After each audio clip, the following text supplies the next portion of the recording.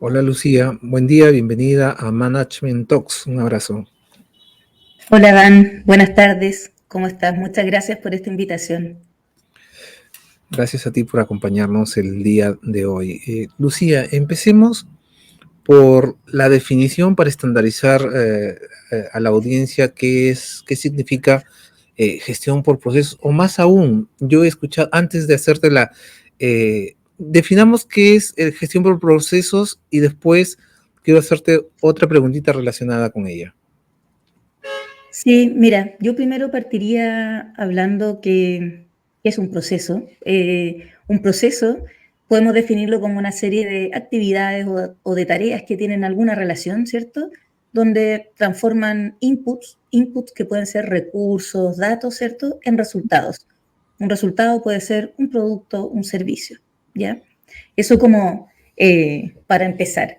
Entonces, la gestión de procesos yo lo definiría como un enfoque sistemático en el cual puedo diseñar, ejecutar, monitorear y mejorar los procesos de una organización.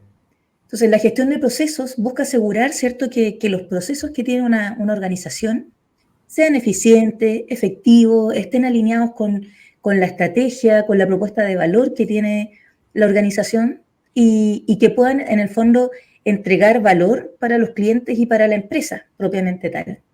Eso definiría yo como una gestión de procesos, un enfoque.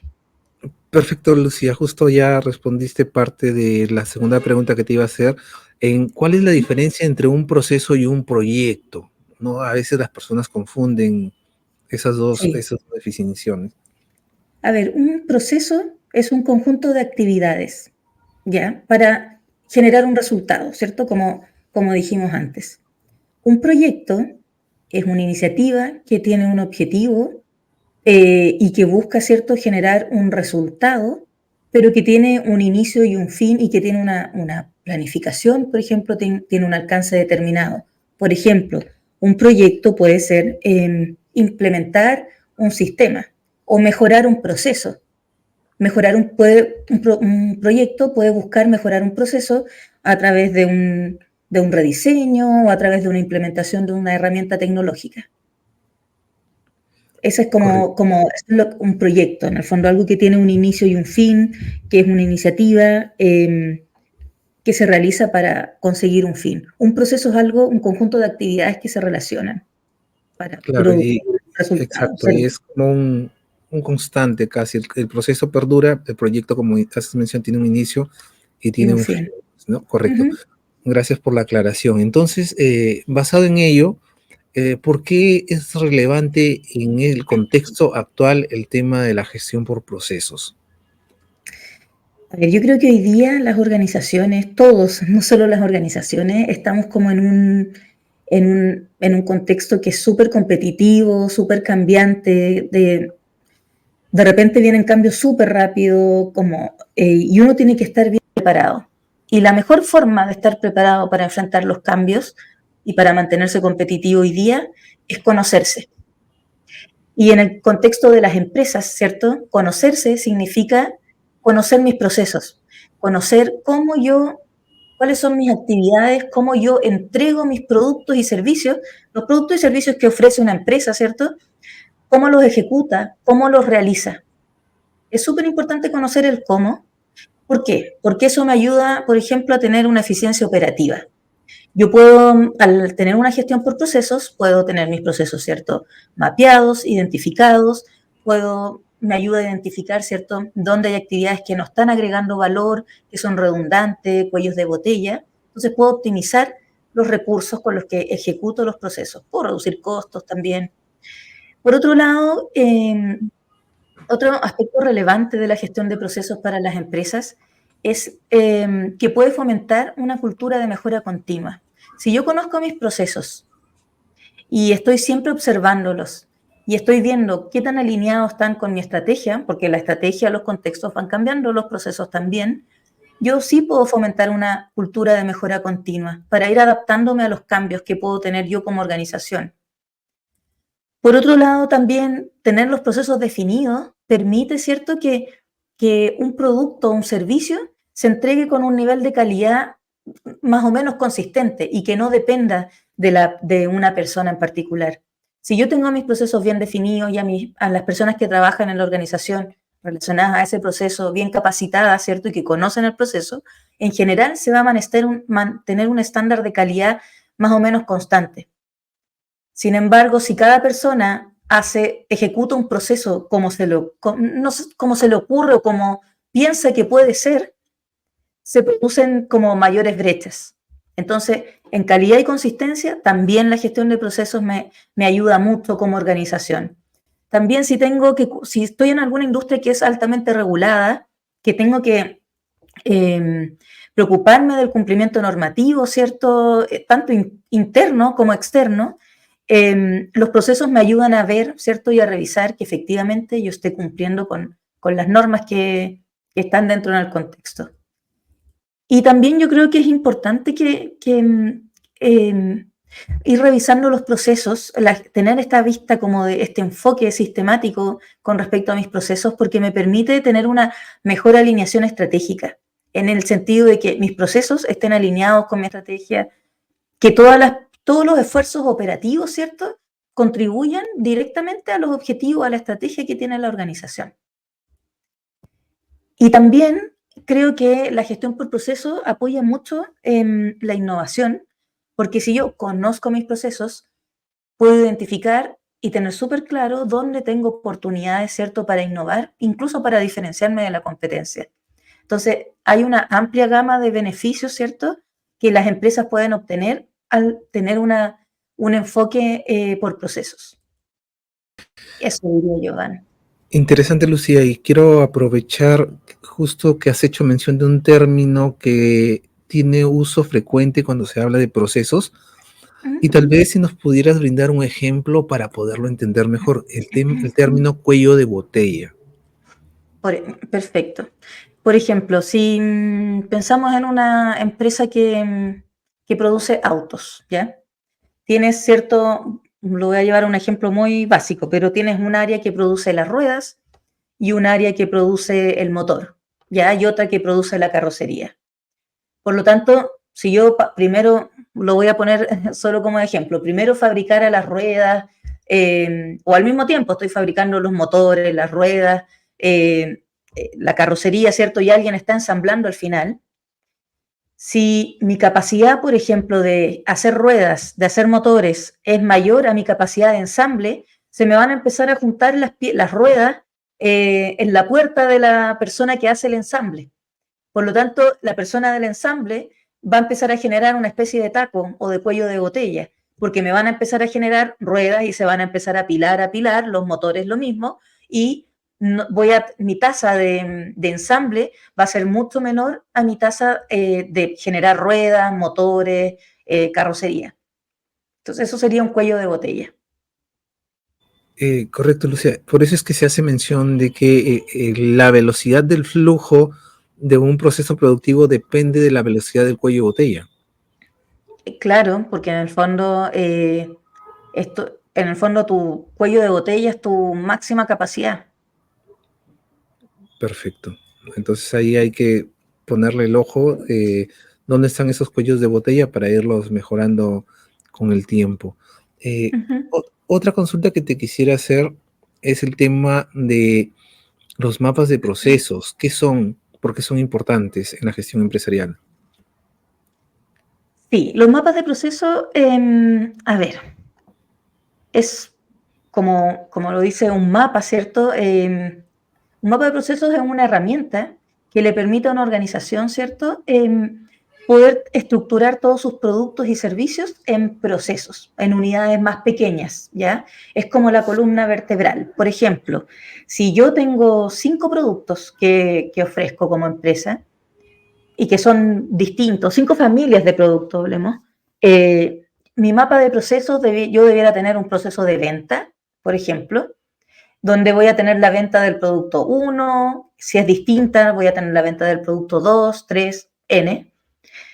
Voy a tener en el fondo probablemente un proceso de recaudación, a lo mejor recaudo todos los productos por igual o tengo procesos distintos para recaudar. Voy a tener un proceso, por ejemplo, de postventa y ahí voy armando en el fondo los distintos procesos con respecto a mis productos y servicios. No todos los productos tienen los mismos procesos. Por ejemplo, hay productos que tienen etapas de cierre y otros que la verdad no. En fin, entonces, en mi mapa de procesos que de alguna manera representa cómo está estructurada una organización en procesos, como la columna vertebral desde el punto de vista de procesos, es una herramienta, ¿cierto?, que te puede ayudar mucho en un proceso de transformación. ¿Por qué? Porque tengo todo lo que hago, lo tengo mapeado. Lo tengo mapeado no quiere decir que tenga levantado los procesos, sino que tengo identificados los procesos y puedo, por ejemplo, clasificar mis procesos. Hay procesos que pueden ser procesos core o de negocio, que son todos los procesos que estén asociados a las cadenas de valor de los productos y servicios que como organización entrego. También están, por ejemplo, los procesos que puedo catalogar como de soporte, que son aquellos, ¿cierto?, que apoyan al negocio. Por ejemplo, un proceso de soporte puede ser los procesos de contabilidad, que no está directamente relacionado a un producto o servicio en particular, pero la empresa, por ejemplo, no puede funcionar si no tiene procesos de contabilidad o de recursos humanos, en el fondo. También están los procesos de dirección, que son, por ejemplo, los procesos donde se definen las directrices, ¿cierto? Y donde se controla o se monitorea la organización, los procesos de control de gestión, de marketing, por ejemplo, cómo se definen las comunicaciones, etcétera. Entonces, todo lo que se hace en una organización se puede estructurar en el mapa de procesos, que debieran ser categorías. Correcto, Lucía. Entonces, quisiera que nos compartas cuáles son esos pasos claves para crear un mapa de proceso efectivo. Sí, pues lo primero, antes de ponerse a diagramar procesos, yo creo que es importante que una organización tenga claro cuál es su mapa de procesos. Primero, identificar todo lo que tengo en el fondo, sin necesariamente levantarlo, ¿ya? Pero lo primero que yo debiera hacer es identificar todos mis productos y servicios que entrego, ¿cierto?, a los clientes. Eso es lo primero. Puedo utilizar ciertas templates, ciertas plantillas para saber que una cadena de valor de un producto tiene una preventa, una venta, una administración, un cierre, una recaudación o una postventa. Eso lo puedo aplicar en general como estándar a todos mis productos y servicios. Después voy viendo cuáles aplican, cuáles no. Y todas las actividades que son de soporte y de dirección. Eso al identificar mis productos y servicios. Luego tengo que identificar los dueños de proceso. ¿Qué significa un dueño de proceso, por ejemplo? Un gerente comercial o de ventas debiera ser dueño de los productos de los procesos de ventas, por ejemplo, o el área de tesorería podría ser responsable, ¿cierto?, de los procesos de recaudación. Y así, en el fondo, entonces es identificar quiénes son los dueños, ¿cierto?, de los procesos. Después es importante también identificar los procesos, al menos dónde inician y dónde terminan, porque uno puede ver, ¿cierto?, que algunos errores que se producen es que de repente defino tantas cosas que se empiezan como a entrecruzar. Entonces yo no quiero que se entrecrucen y yo sé que donde termina una cosa empieza la otra, pero no que se entrecrucen. Por eso es importante entender cuál es como la definición o el ámbito de acción, dónde inicia y dónde termina, sin necesariamente tener el detalle interno. Después, otra buena práctica es clasificar los procesos, si son de dirección, de soporte o de negocio o core. También si hay todas las áreas de la organización en general debieran estar en el mapa de procesos como dueñas de algo. Si no estoy, probablemente me falta un proceso o está incorporado adentro de otro, pero tengo que tener claro, yo como cualquier área de la organización, tengo que tener claro en qué parte del mapa de procesos estoy yo. Y también es importante para el mapa de procesos identificar categorías relevantes. Por ejemplo, voy a tener ciertos los procesos que son de negocio o procesos core, y es importante, por ejemplo, saber cuáles de esos procesos son normativos. ¿Por qué? Porque cuando hay cambios en la normativa son los que voy a ver, o son, por ejemplo, mis procesos críticos, que muchas empresas tienen definido, ¿cierto?, su apetito al riesgo y cuáles son los procesos críticos que tienen un plan de contingencia es importante que yo sepa cuáles, ¿cierto?, son de ese mapa, son los que son críticos. Y también es importante priorizarlos. ¿Por qué? Porque probablemente no los voy a levantar todos.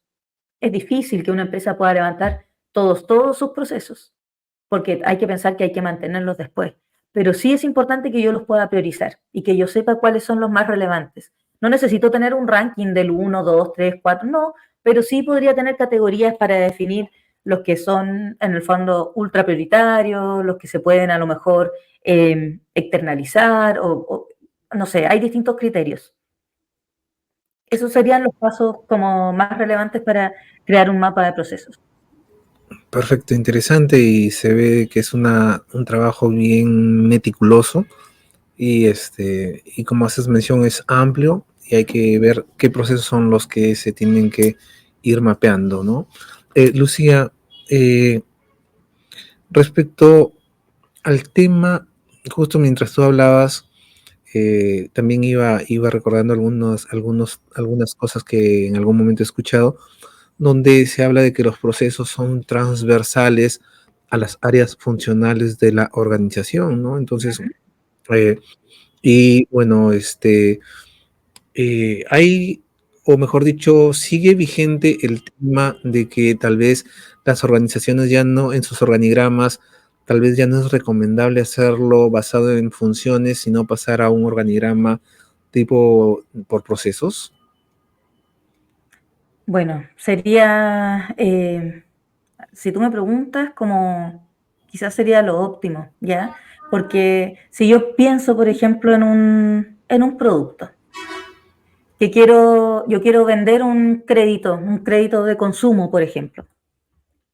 Para vender un crédito de consumo no participa solo el área comercial, que es el que tiene con los ejecutivos, ¿cierto? Que trata de vender un crédito a un cliente. También están las áreas de operaciones, que es parte de la venta, porque probablemente el área de operaciones va a revisar la documentación, hace algún control por oposición. Y si tú los tienes separados, tienen objetivos distintos y los miden distintos. Entonces, en el fondo, tener organizaciones por áreas funcionales sigue de alguna manera generando estos silos. En cambio, cuando yo trabajo con un enfoque por procesos, veo a todos los actores que están interrelacionados, que están relacionados con ese proceso y que tienen un objetivo en común, que es, por ejemplo, que se curse un crédito, que se logre vender. Comercial es una parte de la tarea, pero después viene el área de operaciones que da la revisión y da el ok, y habrá otra área, por ejemplo, que es la que disponibiliza los fondos para el cliente. Entonces, si todos tienen el mismo objetivo, pero ¿qué pasa? Si yo en el fondo solo me preocupo de hacer el chequeo, solo hago el chequeo de cada crédito que reviso, de alguna manera estoy solo enfocado en mi tarea y no salgo de ahí. Si yo me enfoco en procesos y yo entiendo que la persona que ejecuta la venta, ¿cierto? Realiza un esfuerzo, tiene una dinámica, etcétera. Hay un área de tesorería que es la que disponibiliza los fondos, pero si yo tengo la vista completa, voy a entender no solo mi tarea, sino que entiendo también para qué ejecuto mi tarea. Pasa mucho, por ejemplo, cuando tú sientas a la misma mesa al área de operaciones, de compra, a todos los que participan en un proceso. El área comercial, por ejemplo, que el típico dolor es que operaciones dice, no, es que comercial vende mal, le faltan los papeles al cliente, qué sé yo, o algunos antecedentes. Y el comercial dice, oye, pero a mí me miden por vender. Te fijas que en el fondo tienen objetivos distintos. El otro quiere controlar y está perfecto, pero si el que se preocupa de vender vende y vende mal y no entiende después en el fondo que porque vendió mal, al final termina afectando la experiencia del cliente, ¿cierto? Porque el cliente, si mi promesa como organización es venderle un crédito, no sé, en 2 horas, que en el fondo que presente sus antecedentes y que tenga el crédito depositado, si es que cumple con un criterio, yo no voy a cumplir esa promesa. Pero ninguno está preocupado de la promesa. Cada uno está preocupado de su función. Y cuando los haces que todas las personas que participan en un proceso, vean y se dan cuenta de que, comercial se da cuenta de que si no, por ejemplo, no revisa bien toda la documentación, en verdad el cliente se va a demorar más en obtener su crédito, etcétera, y que es un retrabajo para operaciones y que, por ejemplo, operaciones hace ese trabajo por mail, no lo hace, no tiene un sistema ni nada, va a entender en el fondo como lo caótico que a lo mejor puede ser que yo me equivoque en alguna parte del proceso. Entonces el enfoque por proceso te permite mirar el objetivo del proceso y no el objetivo de cada área. Interesante, justo mientras nos ibas explicando toda esta mecánica o esta lógica de la gestión por procesos, eh, iba evocando el tema de que la gestión por procesos prácticamente, entre comillas lo voy a poner, nos obliga a pensar en trabajo en equipo, ¿no? Ujú.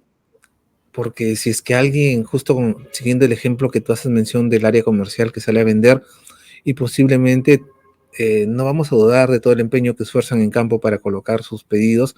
Sin embargo, si es que alguien de facturación se demora o no hace el pedido respectivo de las facturas, se puede traer abajo las ventas y con ello las cuotas de la organización sin menospreciar la experiencia del cliente que tú nos has hecho mención, que es súper importante en estas épocas, pues, ¿no? Interesante, entonces, Lucía, el panorama que nos has brindado. Quisiera pasar al tema ahora, basado en la experiencia que tú tienes, de qué errores comunes has observado cuando las organizaciones intentan mapear procesos y cómo podrían evitar algunos de ellos. A ver, yo creo que un error clásico es que o hay mucho detalle o hay poco detalle, insuficiente, digamos, y que en el fondo tú no entiendes bien lo que está en el mapa o incluso lo que está en un proceso también. La falta de actualización y mantención de un mapa de proceso, lo levantan una vez y ahí queda, y resulta que las organizaciones van cambiando los productos y servicios que ofrecen, van externalizando procesos, por ejemplo, y cambian la forma en cómo se realizan, cambian los dueños de los procesos porque las estructuras se acomodan, ¿cierto? Entonces, puedes hacer un esfuerzo grande en tener tu mapa de procesos y en mapear tus procesos, pero si los dejas ahí y no les haces una mantención, el esfuerzo que hiciste no sirve de mucho. Por eso es importante mantenerlos los más relevantes. Yo no digo que hay que levantar todos los procesos, pero sí hay que, los que son, por eso es importante tener alguna categoría, los que son críticos, los prioritarios, etcétera, y esos son los que yo tengo que ir teniendo actualizados. Entonces, eso es un error y que si tú tienes una organización que está enfocada por procesos o que tiene una cultura de gestión de procesos, tú puedes ver que en el fondo esos problemas de mantener tus procesos actualizados, los más relevantes, son menores. Otro problema también es que se definen procesos, pero no se define un responsable del proceso. Y ahí en el fondo, y tampoco se define qué significa ser el dueño o el responsable de un proceso, que debe tener cierto como deberes, pero también derechos acerca de un proceso. Entonces, si no se definen los responsables, ¿cómo se va a mantener actualizado? ¿Quién se va a preocupar? Porque al final el dueño del proceso es el responsable de que su proceso esté mapeado, de que tenga un detalle adecuado, ¿cierto? De que esté actualizado. Si no tiene un dueño, nadie va a velar por eso. Y lo otro que también pasa es que cuando se hacen levantamientos de procesos, no se involucran a todos los stakeholders, a todos los involucrados en la creación del proceso y en la revisión. Entonces, es súper importante que uno haga una sesión inicial, al menos para identificar a todos los involucrados. Y si me doy cuenta que falta alguien, en verdad, involucrarlos, a la altura que sea.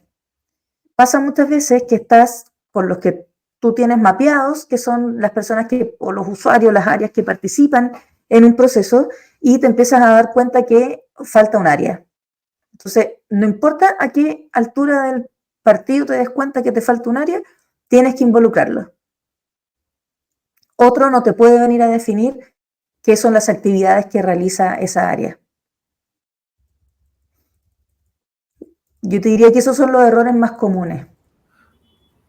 Y son vitales. Justo quiero resaltar uno de ellos de los que has mencionado, el tema de que los procesos son una especie de organismos, entes.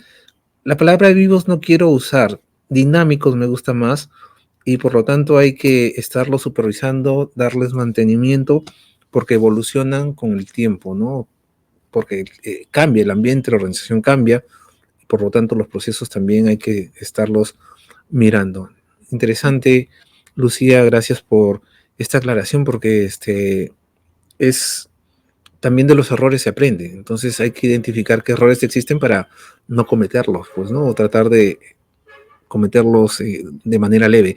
Eh, ¿Qué beneficios tangibles puede esperar una organización que toma en serio la tarea de mapear sus procesos? Yo creo que un beneficio como muy tangible es que puedes optimizar los recursos que utilizas para ejecutar un proceso. Porque al tenerlo mapeado, ¿cierto? Levantado, dibujado, puedes ver si hay, puedes ver si hay cuellos de botella, ¿cierto? Como conversábamos al inicio de esta sesión. Puedes ver también si hay loops que son innecesarios, como de repente es súper, cuando tú graficas un proceso, es súper evidente que se ven como los loops y de repente, no digo que los loops no sean necesarios, porque probablemente son aprobaciones especiales que se realizan son las famosas excepciones, pero a lo mejor si veo excepciones en serie, yo trataría de hacer excepciones en paralelo, como los circuitos electrónicos, digamos. Trataría que sean en paralelo y no en serie, porque eso me acorta el lead time, el tiempo de ciclo, ¿cierto?, de un proceso. Entonces, puedo optimizar mis recursos, puedo optimizar la experiencia, ¿cierto?, de los distintos actores que participan y del cliente. Otra cosa importante es que cuando tú tienes un proceso mapeado y lo validas, ayuda a que todos puedan entender como las distintas actividades y cómo se interrelacionan. Lo que te decía de la persona de venta, ¿cierto? Cuando ve que si se da cuenta que cuando no es riguroso a lo mejor en pedir todos los papeles o en cumplir todo un checklist que tienen, viene el área de operaciones o la que le hace el control y revisa que no y hace que se devuelva y en verdad, por ejemplo, si no tienes un sistema, eso viaja por correo y si se te pierde el correo, te llegan infinitos correos. Entonces, las personas pueden empezar a entender cuál es el impacto de sus acciones en los otros. También yo te diría que otro beneficio que a mí me ha tocado observar de cerca es que sirve como capacitación. A mí me ha tocado trabajar en organizaciones donde lo primero que me han dicho es como, oye, en tal parte están los procesos, por ejemplo, los procesos de los productos más relevantes, están disponibles, así que puedes revisarlos. Y eso es súper útil. O sea, en verdad, porque te ayuda a situarte rápidamente en una organización, con quiénes tienes que ir a hablar, con qué áreas tienes que interactuar y te permite entender el producto muy rápido. Sirve mucho para capacitación. También te permite, por ejemplo, cuando tienes proyectos, ver rápidamente cuáles son los procesos impactados y por lo tanto puedes armar estrategias de gestión del cambio mucho más fáciles porque tienes mapeado y sabes dónde estás impactando. Entonces, si quieres implementar cambios, te hace la tarea más fácil. Ayuda a que no se te queden áreas abajo, ¿cierto?, etcétera. Por ejemplo, yo también creo que los procesos mapeados también ayudan mucho a las áreas de auditoría y de riesgo operacional, porque esas áreas, ¿cierto?, tienen una visión distinta a lo mejor de las otras áreas, porque están, ¿cierto?, mirando y siempre preocupadas de que tu proceso no tenga debilidades para que, por ejemplo, no te cometan un fraude, ¿ya? O que se produzcan, ¿cierto?, los controles que tú dices que haces. Entonces, esas áreas pueden hacer un control y una prevención, ¿cierto?, mucho más rápida si tienes los procesos mapeados. Y por supuesto, los proyectos y todo se conectan rápido cuando tengo los procesos mapeados, ¿cierto? Se conectan muy rápido con la estrategia. Sé qué proyectos son más relevantes porque sé qué procesos voy a impactar y también los procesos los tengo como súper conectados con la estrategia, si los tengo bien categorizados. Yo te diría que esos son como los principales beneficios.